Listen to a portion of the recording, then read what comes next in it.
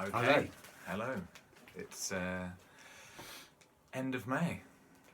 And here we are. Beautiful sunny Faversham bank holiday. Yeah. Yes, indeed. So we've got a bit of a marathon session here. John came a bit early and we started listening before we'd actually had any food. Yeah. So there's about an extra hour's worth of tunes that we played. So buckle yourselves in. Buckle yourselves It's going in. to be a long ride. Could be a long ride.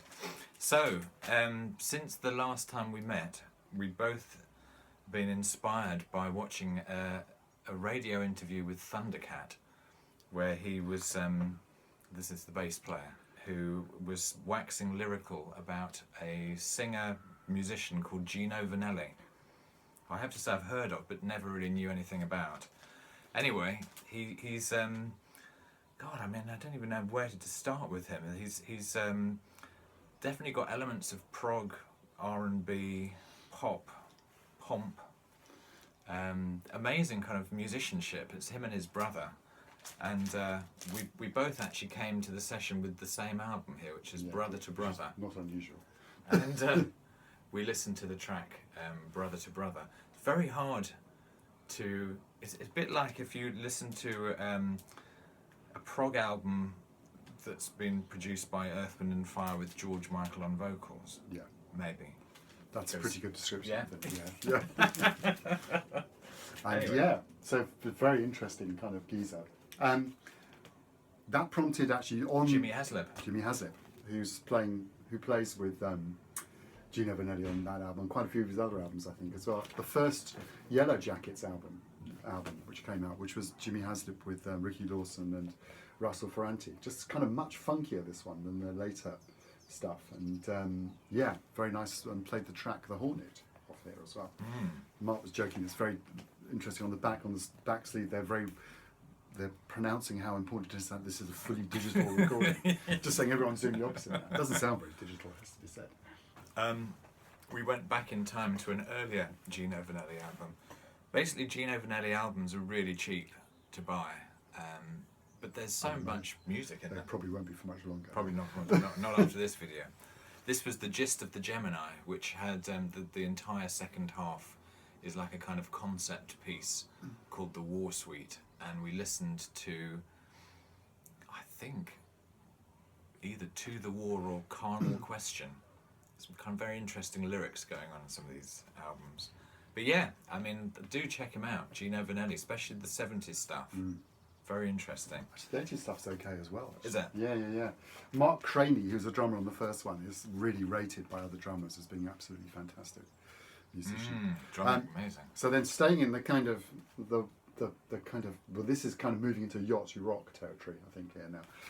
Played a track off the album by Adrian Gervitz, who was part of the Baker Gervitz army with Ginger Baker. And this is I think it's his first solo album called Sweet Vendetta, and I played the track called Free Ride. Now this is absolutely nothing like the material at all he did with Ginger Baker. It's kind of almost like kind of R&B crossed with kind of AOR stuff, really, isn't it? It's basically the musicians are Toto plus the horn section from Earth, Wind and Fire, which is pretty good. It's a really nicely produced record.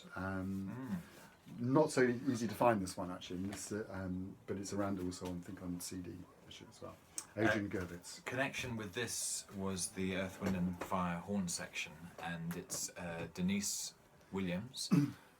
The album's called Songbird, produced by Maurice White, with most of Earth, Wind and Fire featured on the album from 1977, and we listened to the last track on side 2, which was called The Paper, which is quite a long track, a very jazzy track, really some beautiful kind of backing vocals and some lovely sax playing, which I seem to remember. Yeah, great. We started getting horny here Very at this horny. point, and then I went into Chicago 7, which was really the last of their albums which I kind of listened to, really, I think. And I was going to play the track Saturday in the Park, which is a bit of a classic kind of soft rock thing, but didn't play that in, and played a hit by Varese, which was a kind of almost like a kind of very, very jazzy track, a very unusual thing to to lead off an album which sold millions of. I mean, it's kind of almost, some of it sounds almost a bit like kind of not exactly free jazz, but certainly kind of quite a lot of improvisation going on.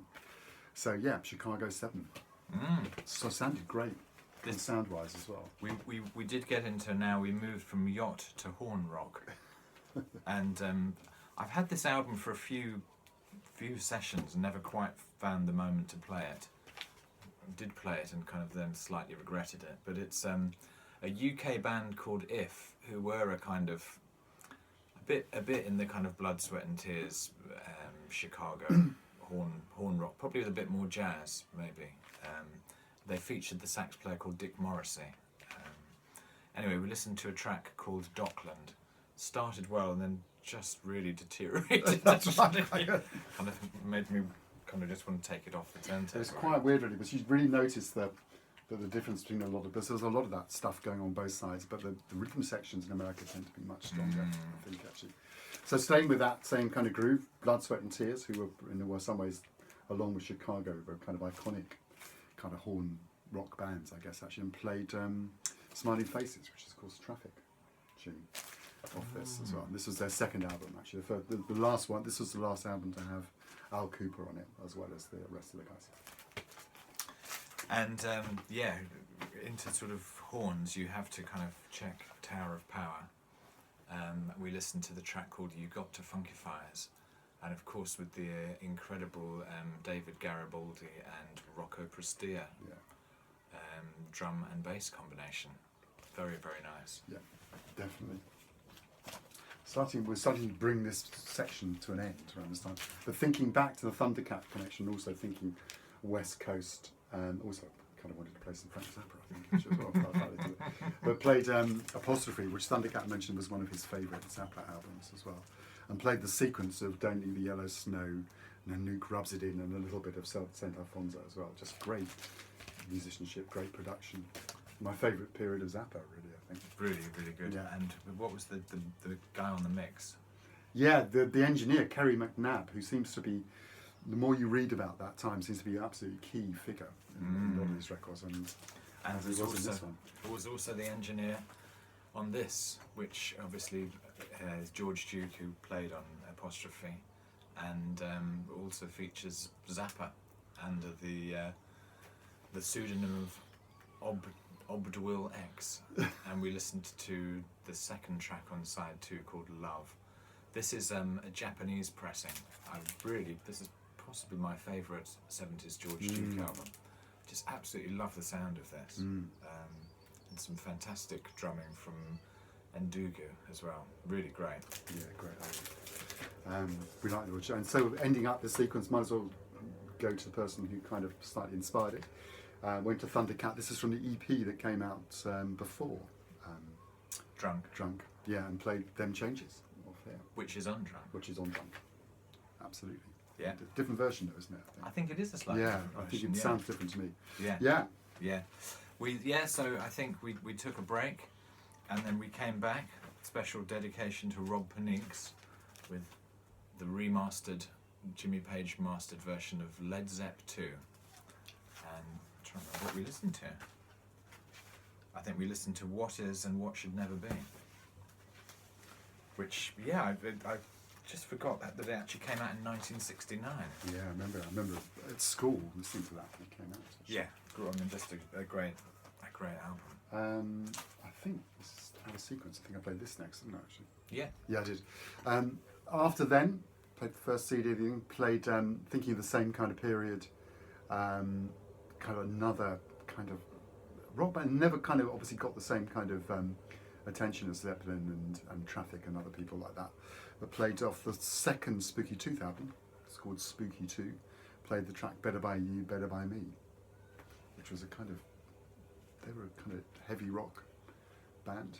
Yeah, but that doesn't quite do them justice. No, I feel. they were great singing. Yeah. As well. Interesting. This is definitely their best album, I think. Actually, they made two or three other ones. Luther Grosvenor. And of course, they also made a record with Pierre Schaeffer, who was a musique concrète composer, which is quite an interesting departure for them. So yeah, Spooky Tooth. I think Luther Grosvenor became Ariel Bender and played guitar with Mott the Hoople. Gary Wright became a solo artist, and someone else joined Foreigner, I think. Okay. So we were kind of around the 1969 period, 69, 70, and I have to say, I really love the first two Yes albums. This is called Time and a Word, and yeah, just love Bill Bruford's drumming, love Chris Squire's bass playing. Actually, I do quite like John Anderson's voice. They just sort of seemed to be really just completely doing their own thing, mixing everything up, and it sounds great. And yeah, picked this up from the Vinyl Head store in Ramsgate, which we haven't been to this trip. No, we haven't, actually. Probably because it's a bank holiday. That's right. Not quite. I think there was some musical motif that made me think of the National. Although I've always thought the National sound like they're almost could be a kind of British band in a way. There's definitely a British influence in what they're doing. And this obviously this is from a couple of years ago. This is from the album Boxer, and played the track Start a War, which is getting horribly relevant these days, I think, actually. Yeah, so yeah, I've always liked the National, interesting band, obviously massively popular as well. Well, the last few sessions, there's always been a man track, and actually mostly a live man track. So we've had live at the Paget Rooms, Yeah, live in Penarth or somewhere. yeah. Anyway, this is another classic live album. It's the Greasy Truckers Party, and this was a live at the Roundhouse benefit from about 1971, I think, that featured Hawkwind, Brinsley Schwartz and Mann. And we listened, basically one whole side is dedicated to a track called Spunk Rock, which is, I don't know whether Spunk has the same I think it did, associations in America as it does in... yeah. No, it doesn't. No, I don't think it does. But anyway, our UK viewers will know what I'm talking about. Yeah, and a really fearsome dual guitar. Just they're so kind of in sync, the two guitarists, and just such a. I've just been really rediscovering, man. Both John and I realised we must have seen them. I think they played live Loads an of awful times. lot. Loads of times, yeah. But yeah, there's just a. What was it? It was kind of King Crimson meets Quicksilver. Yeah, and also right at the end, I suddenly realised they sounded a bit like the very speeded up version of the Meters. That was it. Yeah. That was a really Yeah. good description. Speeded Yeah. up version of the Meters. Yeah, Yeah. the kind of the drumming is almost Terry like Williams' drumming is Yeah. absolutely sensational. So thinking of heavy drumming, I'm thinking of almost that.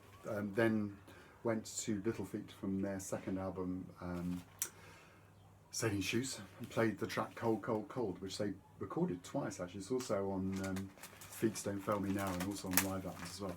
Always been a big Little Feat fan. I just love that kind of. This sounds very raw sounding record. This is some very heavy kind of. When it opens up, it almost sounds like a hip hop record. Actually, the drumming's so raw and open. Sounded like John Bonham to me. Yeah, Sort of like it was recorded in a huge Yeah. hall or something. yeah. I thought it was live.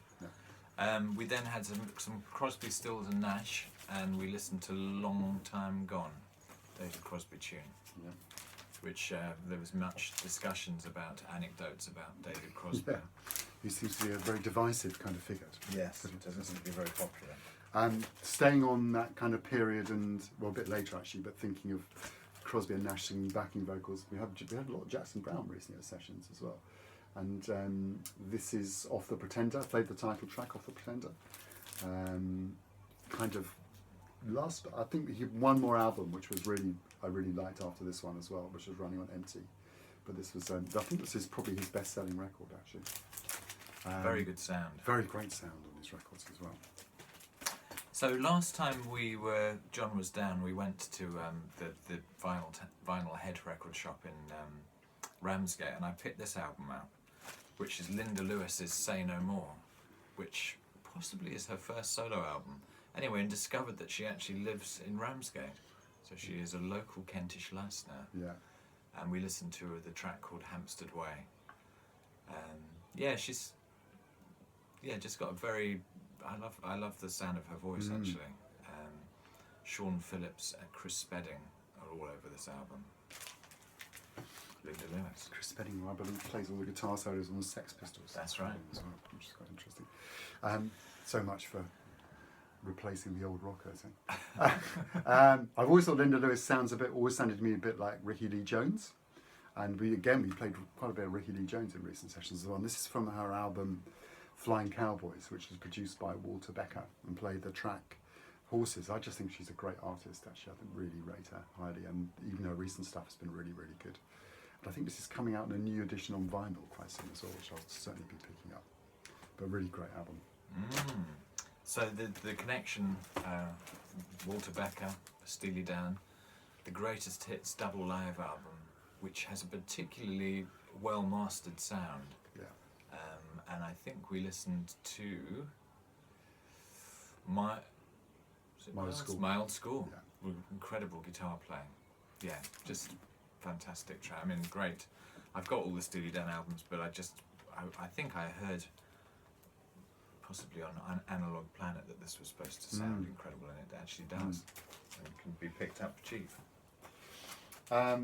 Then we're really stuck in the 70s here at the moment, actually, and also I was guilty pleasure time. Michael Franks has always been one of my guilty pleasures, I think, although these days actually probably not so guilty. Well, I remember acceptable. Listening to an interview with Goldie, and he rated him as one of his favourite ever artists. So.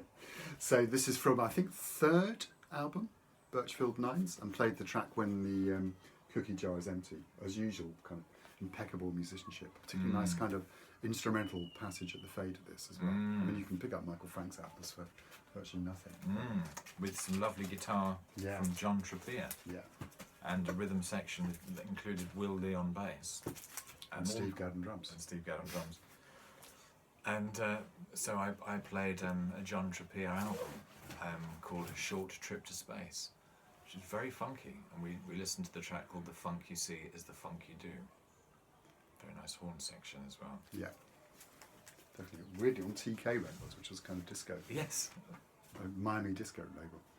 I played a couple of sessions ago, I played Forget Me Nots off this 12-inch single by Patrice Rushen, and kind of there's 3 killer tracks on this record, and it's got a Haven't You Heard, which is really good. I'll probably play the next session. And also Never Gonna Give You Up on here, which has got a just great kind of just really good mid-tempo kind of 80s soul, I guess. Really. Just really great. Prince always wanted to get Patrice Rushen in his band, and never managed to do that. Maybe more than in his band. John. Maybe in his band, absolutely. Yeah. So yeah, we were in. I wouldn't know if it's Patrice Rushen is exactly yacht rock. No. But yeah, I showed this a few sessions ago. But Ned Doheny, who definitely is a yacht rock, fits in the Blue Eyed Soul category. And the classic track called To Prove My Love, which really sounded beautifully crisp. Great album. Yeah. And to complete this sequence, went to some hip-hop from a few years ago, but classic hip-hop from Common, from the album Like Water for Chocolate, and played the track called The Light off here, which is one of my favourite Common tracks, favourite hip-hop tracks, actually, full stop, which samples, of course, I can't remember his name. Bobby Caldwell. Bobby Caldwell, that's right, on here as well. So that's a kind of like, it's only not only recently where people have been looking at Michael McDonald and Kenny Loggins back then as well, actually. But anyway, it's a great track, and again something that's just been reissued on vinyl, I think, as well recently. Well, issued on vinyl, I'm not sure. It even came out on. This was definitely when we had a Portuguese tart. It was, yeah. And we came back with something I'm sure many people will be showing and sharing, which is the remastered version of Sgt. Pepper's Lonely Hearts Club Band by the Beatles, remastered by Giles Martin, the son of George. And I have to say, it really does sound fantastic. It's a double album. One is the sort of remastered version, and then I haven't even had a chance to listen to the second album, but there's kind of outtakes and versions of the tracks. But yeah, if you know this album, listen to this and you will know it in a completely different way. It's much kind of richer. The bass is much more present, and you just hear things that you've not heard before. Certainly, I've got, my mum has had the original album of this. So that's what I've been listening to. This really does sound a step up. So kind of exciting. Good. Giles Martin, who slightly bizarrely I met in Cuba. Oh. which was very strange. Place to meet somebody who probably lives down the road from me in London. So largely, a bit of spurious link here, largely because she's on the cover, basically. But keep the thing alive here, don't we? I think It is. It's a live jam. Okay. Yeah. Also, the most hate from probably one of the most loved Beatles albums to one of probably the most hated Bob Dylan album, Saved, which was recorded during his Christian period. Now, I love this period, actually. I love the playing on it. I thought the band he had was amazing during this time. There's some great live stuff on bootlegs, and I think there's actually an official Bob Dylan collection coming out this year of some of the gospel stuff. It's sure to be re-evaluated, but played the track Solid Rock, which has got some amazing kind of drumming from Jim Keltner. And Mark made the point it actually sounded like... Because Ringo, yeah, Jim Keltner was very influenced by both Ringo and Levon Helm, just to swap his style over, and it sounded like Ringo, actually. I forgot to say the track we listened to on Sgt. Pepper was Within You Without You, which I know is not the most popular track on the album, but sounds amazing. So I think that Jim Keltner he's definitely playing drums on some of these tracks on the Shaved Fish John Lennon kind of comp album. We listened to Number 9 Dream, which actually is so drenched in... actually, it was produced by John Lennon, not by Phil Spector, but it sounds like a Phil Spector production. Absolutely swamped in reverb. Yeah. You can barely hear the drummer at all, but actually a beautiful track. I've always liked that track. Yeah, great stuff. Last week on UK television there was a new classic albums film about the making of Carly Simon's No Secrets, and it's kind of, even though this is, I have to say, it's not one of my most favourite records in the world, it's so interesting to hear about the level of kind of craft that was going into these albums at this time, actually. But I do like this album, and played the track The Right Thing to Do, which is the first track off this album. Very good teeth. Very good teeth, yeah. She was, I had a massive crush on Carly Simon, I have to say. Still have, actually. Yeah, I'm not really sure how we ended up with David Bowie next. But anyway, we did. I think someone on the VC has been talking about this album, and I watched a video about it, and I just had another listen, kind of talking about how actually the second side of Diamond Dogs really kind of gave you a clue as to the fact that Young Americans was coming up next. And they are quite distinctly different, the two sides of this album. The first is a lot more glam, and the second is a lot more soulful. And we listened to the track Big Brother, which then goes into the chant of the ever-circling skeletal family. And it's a great album. It's a great, yeah, I have to say. Full of Bowie playing guitar. I've not listened to that record for a long time, so definitely need to pull that out. Then, I suppose it's not a massive leap from Bowie to Todd Rundgren, but this is a very strange record. Because one side of Very strange. one side of Faithful is absolutely almost... I mean, they're impeccable covers of Beatles and Beach Boys songs. A couple of them you can't and Hendrix. A couple of them you can't actually tell them different from the originals at all. But the other side's got a cluster of great songs on it, including "Love of the Common Man," which has been a live staple for Todd for a long time. And it's the band is basically the usual suspects. But yeah, a really underrated record. The cover side is take it or leave it really, but the other side's got some great songs on it. We moved from that to, I think, a fairly controversial Daryl Hall and John Oates album called War Babies, which was produced by Todd Rundgren and has the mark of Todd all over it, actually, with Daryl Hall actually sounding as though he was trying to be Todd. But with a track called You're Much Too Soon, which is the fourth track on side one. And just, a classic Todd production and song, actually. Sounds almost more Todd than Todd. Although it's written by Daryl Hall, but it did sound more Todd than Todd. This is a great album. Again, very cheap. Then we went folky. We did. After then, are we still recording? Okay. Yeah, we are. Good job. Good. Then I played a track off Shirley Collins. She's still around actually, and she's still recording. I think she's a proper folk singer who moved into the kind of folk rock territory later on, with her sister Dolly Collins as well. And this is from an album she made with the Albion Country Band, which was Ashley Hutchins' band when he left Fairport Convention. It's called No Roses. Absolutely brilliant record, actually, really, really good. And I played the track Murder of Maria Martin, which is quite a long, extended track with some great singing, some great playing. Actually, Richard Thompson sounding really good on this as well. And Dave Mattis. Dave Mattis on the drums. drums. But this is a great record. Actually, the CD sounds. I've got the record. It's on vinyl as well. But the CD sounds better, which is quite odd. Doesn't often happen. So that's why I brought that along. So yeah, No Roses, classic. Kind of what it is, kind of psych folk, but it wasn't described as such at the time. Really. This definitely is very much almost the definition of psych folk, I would say. This is the incredible string band, Joe Broyd production from 1967, amazing cover. The 5,000 Spirits of the Layers of the Onion, featuring Robin Williamson and Mike Herron. Those things were important to us at that time. Yeah, and we listened to the third track on side one called Painting Box, which is a Mike Herron tune. Apparently featuring Danny Thompson on bass, although it was quite hard to hear. But the production's really lovely. I mean, it's very, the word whimsical comes up, but actually, but not in a kind of cloying, irritating way. It has just a lot of charm. And we're just imagining how bizarre this must have sounded in 1967. It's a great album. Yeah. Robin Williamson went on to make some great records for ECM, actually.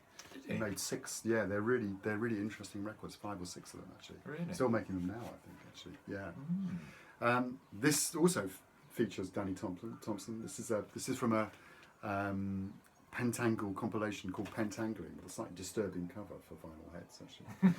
And I played the track which comes originally off Sweet Child, I think, or Basket of Light, which is the Like Wake Dirge, which is basically another really, like the Shirley Collins one, an ancient song as well, and sung in a kind of, it's a dirge, basically, with a little bit of instrumental stuff on it as well.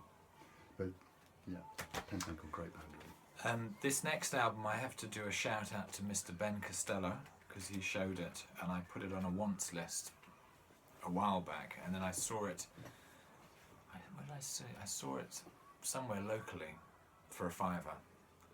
Tir Na Nog. Oh, I saw it actually at the Norwegian Bakers. That's where I saw it.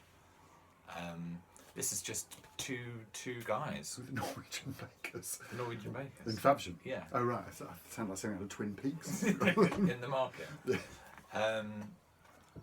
And just very kind of simple but very beautiful music. We listened to the second track on side 2 called Our Love Will Not Decay. I noticed Tir Na Nog is still touring. This is from about 1971, I think. Well, by this stage we've been going for over 3 hours, and we hadn't played any jazz at all. No, I so know. we had a very short jazz. We were getting quite tired. We were getting quite tired, so I wanted to transition out of a kind of folky thing into a jazz thing, and as long as Mark's going to play a Man record at every session, Yes. I'm going to play a Bill Frisell record every session as well, and played a track off History Mystery, which is a double CD, largely a mixture of live and studio stuff, and played his version of A Change Is Going to Come on there, which has an unusual thing on the Bill Frisell record, a long saxophone solo by Greg Tardy on there as well. This is, to be honest, I think all his records are great, but this is on Non-Such. This is one of his last ones for Non-Such, I think. So it started very, very spaciously and ended quite intensely. Yeah. We got into a phase of listening to, the jazz phase. Now this was an album which I picked up recently, and I was expecting it to sound a hell of a lot better than it did. I love the cover, which it's Undercurrent by Jim Hall and Bill Evans. It's one of these, I don't know very much about Mobile Fidelity sound, but I believe that the silver label means it's not quite as good as the rest of them, and certainly that Sounded sounded absolutely awful. I thought you picked it up in a kind of thrift shop. Or I mean, something it's like that. it looks terrible. beautiful. It's lovely, nice heavy cardboard and heavy vinyl, but the sound was not happening. Anyway, the track was beautiful, Skating in Yeah, it's a Central Park. fantastic record actually. They did 2 together as a duo, one on Blue Note and one on Verve. They're both beautiful actually. But I would avoid the mobile. I just can't. I don't know why you'd want to do that. No. Have a label without good sound on it. Well, yeah, I'm sure that's not the idea. Strange thing to do. It's like the opposite of an audiophile pressing. One of my favourite drummers, who's been described as being quietly brilliant, was Mickey Roker, who plays on a lot of Blue Note recordings. And I know I played this track off this record a few sessions ago as well. But he, in a couple of interviews, he said that Sudell on this Duke Pearson record, Sweet Honeybee, was his favourite playing. And this is a fantastic band with Freddie Hubbard, James Spaulding, Joe Henderson, Ron Carter, and so forth as well. Yeah, wonderful kind of space. He also was a very unusual in being an American drummer who really got his head around playing Brazilian music as well. He really got it, actually. Lovely, everything a lovely, unassuming man as well. So, goodbye, Mickey Roker. Then we listened to beautiful, a beautiful track from Miles Davis's ESP album. It was called RJ? No. It was, it was called Mood. Mood. It's actually a Ron Carter tune. This was the album that really sort of charted a new direction, I think, for Miles. There was still something that was, you know, looking back to the way things were, but it's also looking forward to something completely different. And it was the first album that Wayne Shorter played on. I think it was the first time he ever played with Miles. First time, yeah. And that Mood track, which is the last track on side 2, just got so much space. Really kind of hypnotic, really fascinating, and the probably the quietest Tony Williams drum track you'll ever hear. He does exactly what's needed. And that really wasn't amazing. That was fantastic pressing. This That's the opposite of the other one. Yeah, this is on Imex Records. Yeah, amazing sounding. Very nice. Particularly Miles, actually. You could hear Miles, hear the breath, you could hear his breath inside the mutes and the trumpet. It's fantastic. This is a good pressing. Yeah, that's really good. Then moved on for a Blue Note classic recorded before, actually, the Miles track. This is, one of the very early tracks that Tony Williams played on. I think he was only 16 or 17 when he played on this. This was Jackie McLean. It's always like the companion record to the Gretchen Moncur record. I played it back, I think, 3 or 4 sessions ago. Band with Gretchen Moncur, Jackie McLean, Bobby Hutcherson on vibes, Eddie Kahn on bass, and Anthony Williams on drums. Kind of classic new thing, really. It was that transition for a lot of people out of hard bop into more free areas, and played the track Ghost Town, which is again very spare sounding, but and goes to Tony Williams running things, really. You know, it's weird to think of a 17-year-old. The opposite of the other track. Yeah, the opposite of the other track. Yeah, but a really good record. I mean, I'm a big Jackie McLean fan, but this is a great one, I think. Then an album I've been listening to a lot, which is a Pat Metheny solo album called New Chautauqua, I think is how you pronounce it. An album I'd had for a while, but not really listened to a lot.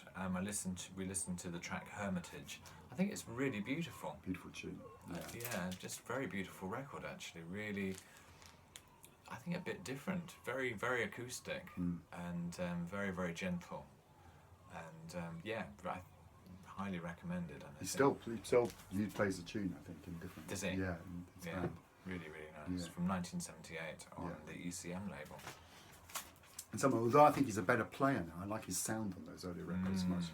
And then we finished off with a little bit of Sarah Vaughan it's just a wonderful cover, this as well, I think. She looks just a great photograph, I think. Off the album Swing Easy, and played I Cried For You off that, with a great rhythm section of Richard Davis on bass and Roy Haynes on drums. And this is from the late 50s, I think, 57 or something like that, can't remember. Anyway, it's from the album Swing Easy, Sarah Vaughan, and that's how we finished off. Yeah. Well, next time we transmit, we will have a new government. Good God, yeah. It's kind of quite weird here in That's right. in the UK at the moment. Very strange. Very strange everywhere, I think, at the moment. Yeah. But it's a time when music's a bit of an anchor, I must admit, actually, for life.